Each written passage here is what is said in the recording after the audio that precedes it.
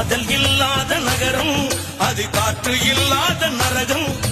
காற்று இல்லாத இடமும் நடக்காதல் தெரியாமல் நுழையும்.